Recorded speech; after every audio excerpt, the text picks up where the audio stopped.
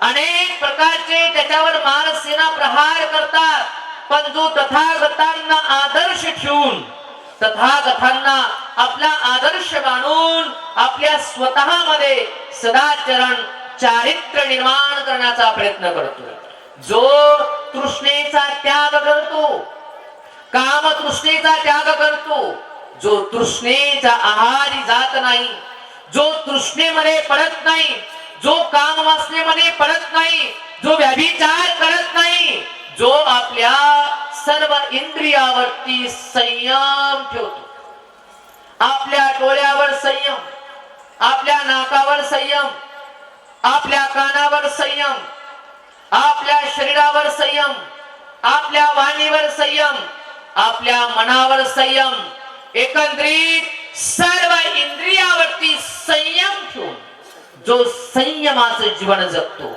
आणि या संयमाच्या आधारे जो आपल्या चारित्र्याला कलंक लागू देत नाही, जो कोणत्याही प्रकारचा डाग लागू देत नाही, जो कोणत्याही प्रकारचा अपराध आपल्या काया वाचा मनाने करत नाही, जो निरपराधपणे जीवन जगतो, निष्कलंक जीवन जगतो, निष्पाप आणि निर्दोष जीवन जगतो, जो चारित्र्याला सगळ्यात जास्त महत्व देतो, जो आपल्या शिलाला, आपल्या सदाचरणाला महत्व देतो, बुद्ध म्हणतात त्याला मनुष्य म्हणता येईल। जो व्यक्ती अन्य कशाही पेक्षा जो चारित्र्याला महत्व देतो, जो शिलाला महत्व देतो, बुद्ध म्हणतात शील हा दागिना आहे, शील हे सौंदर्य आहे, शील हे अलंकार आहे।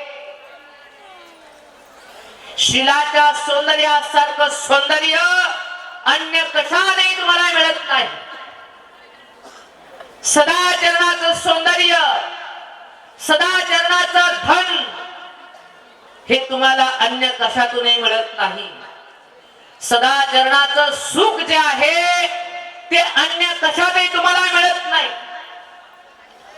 प्रचंड सोनं तुमच्याकडे असेल, प्रचंड पैसा तुमच्याकडे असेल, प्रचंड बिल्डिंग, गाड्या प्रचंड तुमच्याकडे असतील, अनेक कपडे तुमच्याकडे असतील, परंतु जर शील तुमच्यामध्ये नसेल, चारित्र्य तुमच्याकडे नसेल, तर तुम्हाला हे कुठल्याही गोष्टी आनंद देऊ शकत नाहीत, सुख देऊ शकत नाहीत, समाधान देऊ शकत नाही। इथे उपस्थित माझ्या मावल्यांनो आणि बांधवांनो, आत्मचिंतन करा, विचार करा, तुमच्या जीवनामध्ये जे तुम्हाला आनंद मिळतो आहे तो आनंद पैशातून मिळतो आहे, पदातून मिळतो आहे, प्रतिष्ठेतून मिळतो आहे, का खाण्यापिण्यातून मिळतो आहे, का गाडी बंगल्यातून मिळतो आहे, का तुमच्या दुराचरणातून मिळतो आहे, का सदाचरणातून मिळतो आहे। मी तुम्हाला ठामपणे सांगतो की तुमच्या जीवनामध्ये, तुमच्या परिवारामध्ये जर तुम्ही सुखी असाल, समाधानी असाल, तुमच्या मनात जर शांती असेल, तर त्याचं एकच कारण असेल की तुम्ही तुमच्या पती सोबत एकनिष्ठ आहात, किंवा तुम्ही तुमच्या पत्नी सोबत एकनिष्ठ आहात, तुमच्या चारित्र्याला डाग नाही, कलंक नाही, तुम्ही एकमेकांसोबत घनिष्ठ संबंधामध्ये आहात, एकमेकाच्या विश्वासाला तुम्ही पात्र आहात, आणि म्हणून तुमच्या घरामध्ये सुख आहे, म्हणून तुमच्या घरामध्ये शांती आहे, म्हणून तुमच्या घरामध्ये समाधान आहे। जरी तुम्ही गरीब आहात, जरी तुमच्याकडे तोकडे कपडे आहेत, कमी पैसे आहेत, छोटस घर आहे, गाडी साधी आहे, खायला फार अल्प आहे, पण तुम्ही समाधानी आहात, कारण तुमच्या पत्नीवर तुमचा विश्वास आहे, तुमच्या पतीवर तुमचा विश्वास आहे, तुम्ही शिलाला जपता, तुमच्या चारित्र्याला जपता, आणि म्हणून तुमच्या चारित्र्यामुळे, चांगल्या चारित्र्यामुळेच तुम्ही सुखी आहात, यामध्ये तीळ मात्र शंका नाही आहे। प्रामाणिकपणे हात वर करून सांगा मला की यामध्ये किती लोक सुखी आहेत जे की चारित्र्यामुळे सुखी आहेत, पैशामुळे नाही, धनामुळे नाही, दौलतीमुळे नाही। हात वर करून सांगा मला, इमानदारीने बोला, खोटं बोलायचं नाही। तुम्ही सुखी आहात तर कशामुळे आहात? तर तुमच्या चारित्र्यामुळे आहात, तुमच्या सदा चारित्र्यामुळे आहात, तुमच्या शिलामुळे आहात. खरं आहे का? मला मोठ्याने आवाज करू नका. खरं आहे का? काहीच आवाज येत नाही. त्यांच्या चरित्रात खोट आहे वाटते. खरं आहे का नाही? आणि दुसरी बाजू सांगतो तुम्हाला, आता जे बोलले नाहीत, ज्याने हात वर केले नाहीत, ज्याने आवाज मारला नाही आणि ज्याला ते पटना झालंय, तर त्याचं कारण सांगतो की तुमचं चारित्र्य कलंकित आहे. जर तुमचं चारित्र्य कलंकित असेल, तुम्ही दुःखी आहात, तुम्ही अशांत आहात, तुम्ही कष्टी आहात, जरी तुमच्याकडे पैसा आहे, जरी तुमच्याकडे सोनं आहे, जरी तुमच्याकडे गाडी आहे, जरी तुमच्याकडे माडी आहे, जरी तुमच्याकडे चांगली नोकरी आहे, तुमच्याकडे पद आहे, तुमच्याकडे प्रतिष्ठा आहे, पण तरीही तुम्ही दुःखी आहात, तरीही तुम्हाला झोप लागत नाही, आणि तरी तुम्हाला खावं वाटत नाही, आणि तरी बीपी तुमची हायच होत राहते, आणि अशी महिन्याला शुगर वाढत राहते, आणि रात रात जागत राहता. तुम्हाला खायला बसले की टेन्शन येते, नवरा घरी उशिरा आला की टेन्शन येते, बाहेर जाऊन आला की धडकन करते. याचं कारण तुमच्या घरात अशांती आहे. याचं कारण पती आणि पत्नी विश्वासास अपात्र आहे, कारण त्यांचं चारित्र्य कलंकित आहे. पत्नीचा पतीवर विश्वास नाही, आणि पत्नीचा पतीवर आणि पतीचा पत्नीवर विश्वास नाही. या दोघांमध्ये अविश्वास आहे, कारण चारित्र्याला कलंक लागलाय, डाग लागलाय. आणि पैसा आहे पण सुख नाही, सोनं आहे पण सुख नाही, घर आहे, नोकरी आहे पण सुख नाही, कारण चारित्र्य कलंकित आहे. आणि म्हणून बुद्ध म्हणतात, शिलाय शोभायमान आहे. शिलाने माणूस शोभून दिसतो, बरोबर आहे का? चारित्र्याने माणूस शोभून दिसतो, धनाने नाही, सोन्याने नाही, पदाने नाही, प्रतिष्ठेने शोभून दिसत नाही, तर माणूस आपल्या सदा चरणाने शोभून दिसतो. म्हणून शील हा दागिना आहे, शील हे अलंकार आहे माणसाचा. जीवनात सगळ्यात जास्त महत्व हे शिलाला आपण दिलं पाहिजे. आणि म्हणून बुद्ध म्हणतात की ज्याच्या चारित्र्याला कलंक नाही तोच मनुष्य आहे, पण ज्याचं हे जीवन कलंकित आहे तो मनुष्य होऊ शकत नाही. मग ते कुत्र्यासारखं जीवन आहे, मग ते डुकरासारखं जीवन आहे, मग ते कोंबड्यासारखं जीवन आहे, की ज्याला कुठल्या प्रकारचं नातं नसते, त्याला वेळ नसते, त्याला वखत नसते, त्याला लहान नसते, त्याला मोठं नसते, त्याला दिवस नसते का त्याला रात्र नसते, किंवा त्याच्यात कोणत्याही प्रकारचा विश्वास नसतो. कारण ही प्रवृत्ती जनावरांची आहे, पशु पक्ष्यांची आहे, ही प्राण्यांची प्रवृत्ती आहे. आणि जर ती प्राण्याची प्रवृत्ती आपल्यामध्ये येत असेल तर आम्ही प्राण्याच्या प्रवृत्तीचे होत असू तर आम्हाला मनुष्य म्हणता येईल का? आम्ही जर कोंबड्यासारखं वागू, आम्ही डुकरासारखं वागू, आम्ही गाढवासारखं आणि कोंबड्यासारखं वागू तर आम्हाला मनुष्य म्हणता येईल का?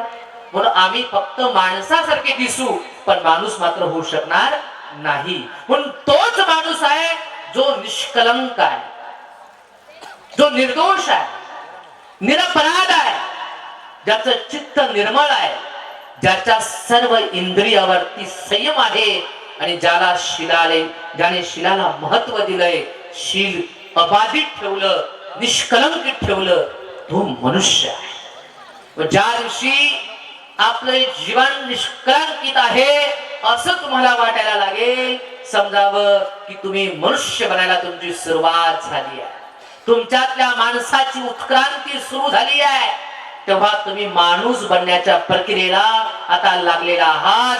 जेव्हा तुम्ही तृष्णेचा त्याग करून काम वासनेपासून अलिप्त होण्याचा प्रयत्न कराल, आपल्या पती सोबत आणि आपल्या पत्नी सोबत घनिष्ठ संबंध तुम्ही ठेवाल, एकमेकाला विश्वासाला पात्र राहाल, आणि हे जर तुम्हाला करायचं असेल तर आर्य उपोषकाचं पालन तुम्हाला करणं, 8 दिवसातून एकदा अमावस्या अष्टमी पौर्णिमेच्या दिवशी आर्य उपवास धारण करून आपल्या पतीसोबत आणि पत्नीसोबत सुद्धा अलिप्त राहून निष्कलंक शीलाचं पालन करायला तुम्ही शिकलं पाहिजे. आर्य उपवास तुम्ही धारण केलं पाहिजे, जेणेकरून तुमच्या सर्व इंद्रियावरती संयम येईल आणि निष्कलंक जीवन जगण्यासाठी ते तुम्हाला सहाय्यकारी ठरेल. आणि म्हणून जो शीलवान आहे, जो चारित्र्यवान आहे, निष्कलंक ज्याचं चारित्र्य आहे तो मनुष्य आहे. पुढे बुद्ध म्हणतात की जो आपल्या वाणीवर संयम न ठेवता या वाणीतून खोटे बोलतो, चुगली करतो, अपशब्द बोलतो किंवा तो घाण शब्द बोलतो तर तो होऊ शकत नाही. परंतु मनुष्य कोण होऊ शकतो की जो सत्य सत्य आणि सत्यच बोलतो. सत्याशिवाय त्याच्या जीवनात अन्य काहीही नाही. त्याचा प्रत्येक शब्द हा सत्य आहे. त्याच्या प्रत्येक शब्दात सत्याचं सामर्थ्य आहे. प्रत्येक बोलणारा त्याच्या वाणीतून निघणारा शब्द हा माधुर्याने युक्त आहे. त्याच्या एकाही शब्दात द्वेष नाही, त्याच्या एकाही शब्दात मत्सर नाही, त्याच्या एकाही शब्दात अहंकार नाही, त्याच्या एकाही शब्दात निरर्थक बडबड नाही. च्या उलट प्रत्येक शब्द हा अर्थपूर्ण आहे. प्रत्येक शब्द माधुर्य युक्त आहे. प्रत्येक शब्दामध्ये त्याच्या सत्याचं सामर्थ्य आहे. समजावं हा व्यक्ती मनुष्य बनत आहे आणि याच्याकडे आता सुख येणार आहे. याच्याकडे प्राण्याची वृत्ती नाही आहे. जर एखादा व्यक्ती जर नुसती बडबड बडबड बडबड करत असेल, एखादा व्यक्ती जर त्या ठिकाणी प्राण्याचा गुणधर्म आत्मसात करत असेल तर त्याला मनुष्य म्हणता येत नाही. जसं एका ठिकाणी म्हटलं, उपस्थित जास्त महिला मंडळ आहे की माणसामध्ये बुद्ध म्हणतात कोंबडीचे दोन दुर्गुण असतात. समजून घ्या का समजून सांगू? दोन दुर्गुण असतात कोंबडीचे माणसात आणि त्यापैकी 90% महिलांमध्ये 10% पुरुषांमध्ये. बरं का? कोणते माहित आहे? कोंबडीचा पहिला दुर्गुण उठल्यापासून झोपेपर्यंत ते नुसती कुरकुर कुरकुर कुरकुर कुरकुर कुरकुर कुरकुर करत राहते. आता हसू लागले.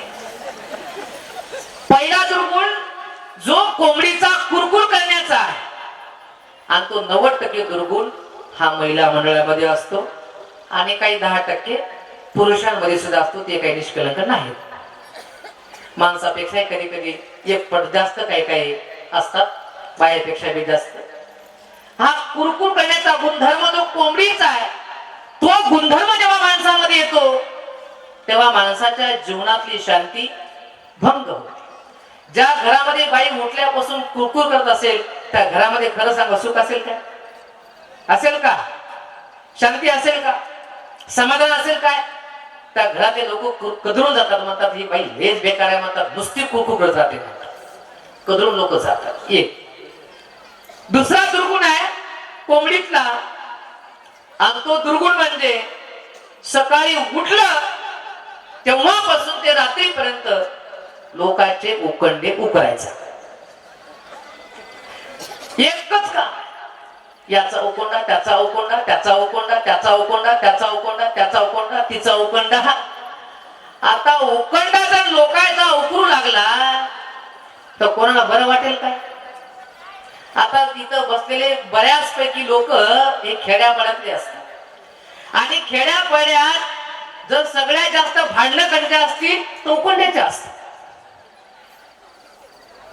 आणि कधी कधी बाया भांडणामध्ये आम्ही जातो की खेड्यापाड्यात तर भांडलेले असतात ना, महाच उकोंडा दिसला काय आणि आपला उकोंडा बघावं ना. आणि त्या कोंबडीहून भांडणं असतात. तो ह्या कोंबडीहून मला बोलली, ह्या उकोंड्याहून मला बोलली, त्या कोंबडीवर भांडणं असतात, त्या उकंडावर भांडणं असतात. आता उकंडा काय असतो? उकंडा काय असतो? उकंडा कशापासून बनतो? कशापासून बनतो? चॉकलेट, गुलाबजामुन पासून बनतो का? गुलाबाच्या फुलापासून बनतो का सोन्यापासून, चांदीपासून बनतो का उकंडा? उकंडा कशातून बनतो? उकंडा हा घरातल्या टाकाऊ, बिनकामी, जे वापरण्यास अयोग्य आहेत किंवा वापरून झालेले आहेत अशा बऱ्याच चांगल्या घाण, जवळपास घाण गोष्टीपासून, वस्तूपासून तो बनत असतो. आणि रोज आपल्या घरातून ती घाण आपण बाहेर काढत असतो. मग ती कचऱ्याच्या रूपाने, ती मातीच्या रूपाने, ते रात्रीच्या खरकट खाल्लेलं वगैरे. उद्या रविवार आहे, रविवारचं खाल्लेलं, लेकराचं पाळकलेलं, पिळकलेलं, खाकरलेलं, खोकरलेलं, शिकरलेलं, हे सगळं जे काही सगळं आहे, या सगळ्याला जेव्हा आपण नेऊन सांडते शिलटे सगळे आपण जेव्हा एकत्रित करून बाहेर नेऊन टाकतो, त्याच्यातून तो घाण उकंडा बनतो. आणि असा उकंडा जेव्हा आपण उकरू, त्याच्यातून काय गुलाबाचा सुगंध निघणार आहे का चमेलीचा सुगंध त्याच्यातून बाहेर येणार आहे का? आणि असा उकंडा प्रत्येकाकडे आहे. असा कोणता व्यक्ती आहे की ज्याच्याकडे उकंडा नाही? तसा माणसाचा उकंडा म्हणजे काय? तर माणसाचा उकंडा म्हणजे माणसातल्या टाकाऊ वस्तूपासून. टाकाऊ म्हणजे काय? माणसाचा क्रोध टाकाऊ आहे का? उपयोगाचा आहे का? काही दुरुपयोगी आहे. क्रोध आहे, द्वेष आहे, दुर्भावना आहे, ईर्ष्या आहे, अहंकार आहे, चापलुशीपणा आहे, चापलेपणा, किंवा द्वेषी, कपटी, स्वार्थी, नाही का? किंवा हे जे काही माणसाचे दुर्गुण आहेत, आळशीपणा, निरुत्साहीपणा, अधर्मीपणा, कर्मकांडीपणा, हे जे काही स्वभाव आहे, हे एक प्रकारचा आपल्यातला उकंडा आहे. हे एक प्रकारची आपल्यामधली घाण आहे. घाण आहे की नाही? आपण जर क्रोध करत असतील तर आपल्यातली घाण आहे की नाही? आपण द्वेष करत असतील तर आपल्यातली घाण आहे की नाही? आपण अधर्मी असू, आपण स्वार्थी असू, आपण कपटी असू, आपण दगाबाज, ठोकेबाज असू, तर आपल्यातला दुर्गुण आहे का नाही? तर हे आपल्यातली नकोशी गोष्ट आहे का नाही? आपण आळशी असू तर आपल्यातली दुरुपयोग म्हणजे नकोशी गोष्ट आहे का नाही? तर अशा नकोशा गोष्टीपासून जेव्हा आम्ही अशा गोष्टी साठवून ठेवतो आणि एखाद्या व्यक्ती जर आमच्या नकोशाच गोष्टी उकरत असेल, आमच्यातले द्वेषच उकरत असेल, आमच्यातल्या दुर्भावना, आमचा दुराचारच उकरत असेल, तर त्याच्यातून काही सदाचरणाचा सुगंध येणार आहे का? येणार आहे का? बापा मुकेश येतो का? नाही येणार. त्याच्यातून तो द्वेषाचा दुर्गंधच येणार, तो कपटीपणाचा दुर्गंधच येणार, तो लबाडीपणाचा, धोकेबाजपणाचा दुर्गंधच येणार. आणि हा दुर्गंध आम्हाला कदापि आनंद देणार नाही, सुख शांती समाधान देणार नाही. आणि म्हणून बुद्ध म्हणतात की या कोंबडीतला दुर्गुण जो आपल्यामध्ये आहे, तो दुर्गुण आम्ही काढून टाकला पाहिजे. मग जर एखाद्या बाईमध्ये उकळण्याचा स्वभाव असेल तर तिला माणूस म्हणावं का? एखादा व्यक्ती जर उकळण्याच्या स्वभावाचा असेल तर त्याला माणूस म्हणावा का? किंवा कुरकुर करणारी किंवा कुरकुर करणारा असेल कोंबडीच्या दुर्गुणाचा, त्याला माणूस म्हणावं का? नाही. दिसतो माणसासारखा पण स्वभाव आणि गुणधर्म ही जनावराची आहे, ही पशु पक्ष्यांची, प्राण्यांची आहे. आणि म्हणून तुम्हाला माणूस म्हणता येणार नाही. आणि म्हणून जो व्यक्ती अशा प्रकारे प्राण्याचे गुणधर्म स्वतःमध्ये न आणता आपल्या वाणीमध्ये सत्यता ठेवतो, आपल्या वाणीमध्ये सत्याचं सामर्थ्य ठेवतो, आपल्या वाणीला कलंकित होऊ देत नाही, एक शब्द निरर्थक काढत नाही, एक शब्द बडबड करत नाही, एक शब्द द्वेषाचे, दुर्बळचे काढत नाही, एक शब्द अहंकाराचे काढत नाही, एक शब्द लबाडीचे, असत्याचे काढत नाही. त्याच्या वाणीमध्ये सत्य असते, त्याच्या वाणीमध्ये खऱ्या अर्थाने सत्याचं सामर्थ्य असते. एक ना एक गोष्ट त्याची अर्थपूर्ण असते, त्याच्या बोलण्यामध्ये माधुर्य असते. तर बुद्ध म्हणतात की असा व्यक्ती तो माणूस बनत आहे आणि त्याला माणूस बनवण्याची ही धम्माची प्रक्रिया आहे. पुढे बुद्ध म्हणतात की जो व्यक्ती व्यसन न करता व्यसनापासून स्वतःला अलिप्त ठेवतो. जो निर्व्यसनी आहे त्याला खऱ्या अर्थाने माणूस म्हणता येईल. व्यसनात दडलेला माणूस अगदी जनावरासारखा असतो. बघा, जो प्रचंड दारू पितो असा व्यक्ती तो काय येऊन चांगल्या आतरणावर झोपतो का? तो घरापर्यंत पण येत नाही हो. तो गल्लीमध्ये कुठेतरी गटारामध्ये पडलेला असतो, कुठेतरी नालीमध्ये पडलेला असतो, कुठेतरी उकड्यावर पडलेला असतो, कुठेतरी गाव बाहेर पडलेला असतो, कुठे रोडवर पडलेला असतो. तो कुठेही पडलेला असतो. तो कुठेही घाण करतो. त्याच्या अंगाला सगळी घाण लागलेली असते. त्याला कुत्रे येऊन त्याच्यावर घाण करतात किंवा त्याला कुत्रे येऊन चालतात. असे अनेक व्हिडिओ आपण पाहतो. आम्ही रस्त्याने सातत्याने प्रवास करतो. असे गावात गलीत आम्हाला लोक असे पडलेले दिसतात. जर तो माणूस असता, माणूस चांगला ठिकाण बघून बसतो. बघा, तुम्ही बसले की नाही, मंडपात येऊन बसले, घाण बाजूला करून बसले, तुम्ही बराबर आतरून बसले, चांगल्या ठिकाणी बसले. जो स्वच्छ राहतो, निर्मळ राहतो, योग्य ठिकाणी बसतो, योग्य ठिकाणी खातो, योग्य ठिकाणी झोपतो, योग्य ठिकाणी वास्तव करतो, तो माणूस आहे. पण जो अयोग्य ठिकाणी जातो राहतो तो माणूस नाही, तो बेहोशीमध्ये आहे. जो बेहोशीमध्ये आहे तो माणूस नाही आहे. तो जो होश मध्ये आहे तो माणूस आहे. तो माणूस आहे. आणि धम्म माणसाला बेहोशीतून बाहेर काढतो, त्याला होश देतो.